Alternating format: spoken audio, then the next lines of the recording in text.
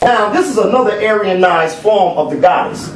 Most of the deities in India, you'll notice that they have been Aryanized. They look like Europeans, but never mind that. Even when you go to Greece and you look at those deities, never mind that, because Europeans did not invent them.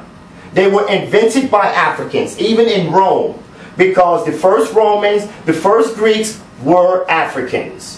And all of those deities are synonymous with the deities of Africa. So when you see a European so-called deity, remember they are just Africans. So the Great Mother is this, and some of the oldest versions of her story, her name is Mami Wata.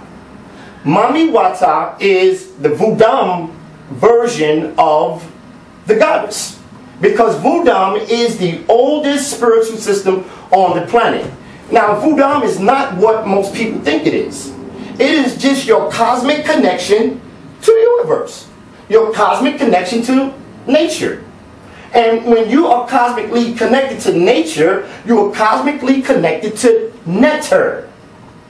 You see? And Neter is mother. You see? A lot of people say, well, Neter is male and Neter is female. I beg to differ. I beg to differ. So, in this form of Kali, you see she has many heads.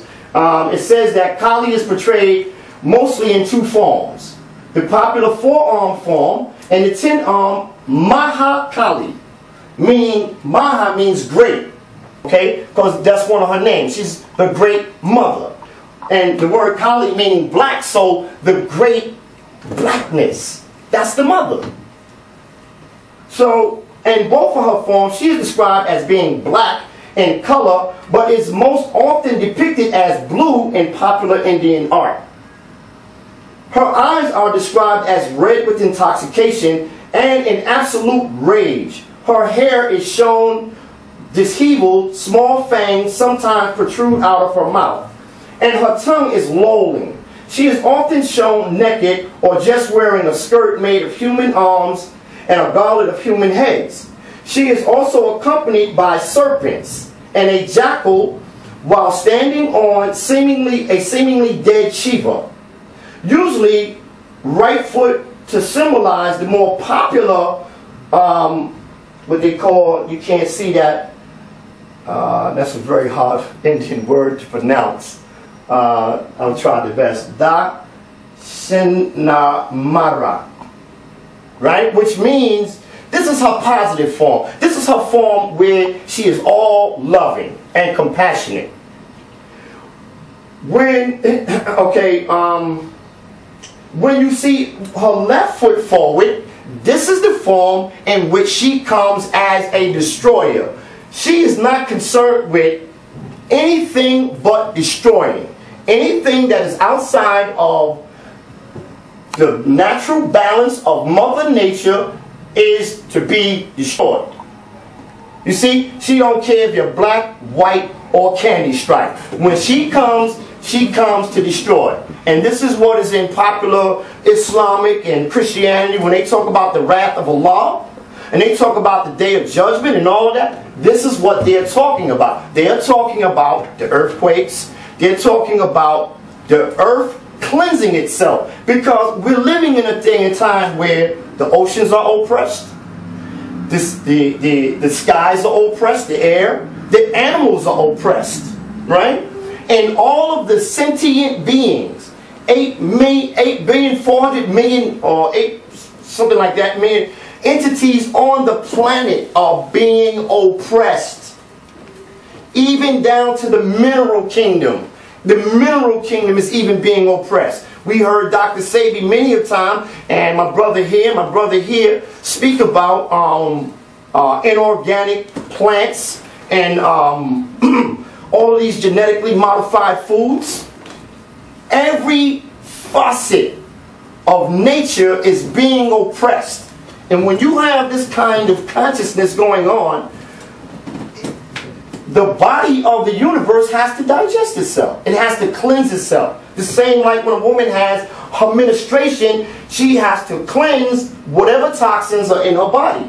And so this is what Kali is concerned with. The cleansing of this degenerate behavior that is going on planet Earth. Now, this is a rare photo of Kali. Before she was known as Kali, she was called Ma. You probably will never see this photo anywhere amongst the Hindus because these photos are they hide them. Okay?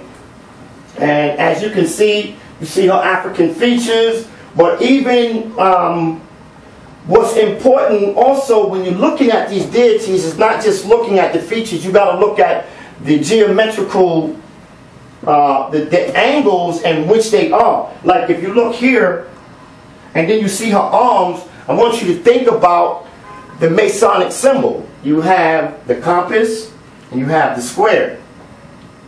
You see? And inside of the compass and square, where they have the G, is the symbol of what is called the yoni. And the yoni is just a word that means the womb. Okay? Okay. In spite of her seemingly terrible form, Kali Ma is often considered the kindest and most loving of all Hindu goddesses, and she is regarded by her devotees as the mother of the whole universe. And because of her terrible form, she is also often seen as a great protector. You see?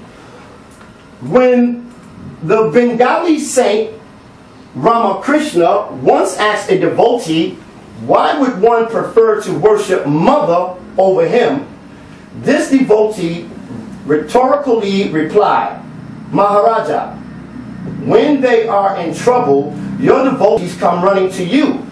But where do you run when you're in trouble? Ramakrishna, according to Ramakrishna, darkness is the ultimate mother. Now pay attention to that. That's very essential right there. Darkness is the ultimate mother, or Kali. Akana, I cannot pronounce his name. Sachi Da'ana. Indivisible reality, awareness, and bliss. The night sky between the stars is perfectly black. The waters of the ocean depths are the same. The infinite is always mysteriously dark. This embriating darkness is my beloved Kali. And that comes from Sri Ramakrishna. Okay? And that's very important because in all of our spiritual practices such as pranayama, meditation, tantra, this is what we're seeking to get in tune with. The darkness, the mother. This is the worship of the great mother. When you are in meditation, you are giving reverence to the great mother. When you close your eyes and pray and you're looking into that darkness, you are giving reverence to the great mother. You see? It's not a father because the father comes from the mother. This is why in popular religion, the male deity had to create from clay and mud and dust because he didn't have a womb. You see, only a mother can produce you from the darkness of her womb. You see? So, right here, this picture here, this is Sekhmet. And I like this particular picture because it gives us an idea of what Sekhmet is. Because a lot of people think that our ancestors were idol worshippers or animal worshippers. And all of that is so far from the truth. What we did was we utilized symbols throughout nature to symbolize a greater truth. These are allegorical things. But in this particular picture, Sekhmet gives you the ideal of what Kali and Sekhmet is. One of the things in the universe that is everywhere and nowhere at the same time is space. Space is everywhere and nowhere at the same time. And space has the ability to produce more space. In every inch and component and atom and element of space, it has the inability to create more space. So space is infinite, is darkness, and it is the mother. My brother. You see? So this is why I particularly chose this particular cartoon, because it kind of illustrates exactly what Sekhmet and Kali Ma is. Okay? Now, let's get a little deeper now. Imagine you toss an apple straight up into the air. Due to gravity, one would expect the apple to come right back down to earth. But what if it doesn't? What if, due to some unseen force, your apple continues going up at an accelerated rate? No matter how much gravity pleads and begs for the apple to come back down, could this really happen? Could there really be anti-gravity? On the scale of the universe, there is, say hello to dark energy. So, dark energy, again, when, let's go back a little bit, hold on. Right here, where the brother Ramakrishna says, my mother is the principle of consciousness. She is indivisible reality, awareness, and bliss. The night sky between the stars is perfectly black. You see? So, this is what we're talking about with dark energy. And when we're talking about the goddess, the great mother, that's all she is. Right? In a watered down version. Right? In the most basic sense, dark energy is akin to negative gravity. Where gravity is attractive, dark energy is repulsive. Dark energy causes the universe to expand at an increasing rate. For example, to a viewer on Earth, gravity would attract a distant galaxy towards Earth. But dark energy would cause the galaxy to move away from the Earth. Simultaneously, neither force can be directly seen. We detect gravity by observing the effect between two masses. We detect dark energy by measuring the expansion of the universe through the comparison of standard candles. Okay? So, dark energy is an energy that it's all pervading. It's all pervading. It pervades everything. And it repulses. It pulls away. You have dark energy and you have dark matter. Dark matter, which is another component of the Great Mother, is attractive. You see? One is pulling, one is pulling. I mean, one is going this way, one is going that way. But as they go this way, they create that balance in creation, right? But like I told a lot of people before, when they attack me on the woman is God, they say, well, what about duality? And I say to everyone, duality only exists within the reality of the Trinity. Our ancestors did not teach duality, they taught Trinity. In the Trinity creates the balance for duality. To give you a prime example, you have past, present, and future. Man, woman, child. You have up and down, right and left. You see? You can't have left or right without the and, because there has to be what is called a fulcrum point. So the and is the part that you can't see. It's invisible, what we call spirit or dark energy. You see? Like they say yin and yang. But yin and yang has no balance without zen.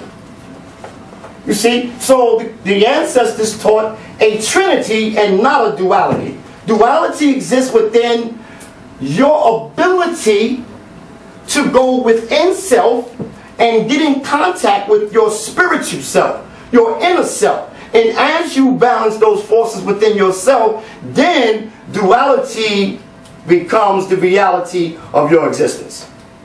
Everybody okay with that? Okay, let's move on. Now, neter square, this here the arm and the square. There was some big discrepancy whether neter is a masculine principle. I said no. Neter is the symbol of the female. It is the Great Mother. Okay? But even more so, One brother showed, he showed a picture of this with a little man and a beard.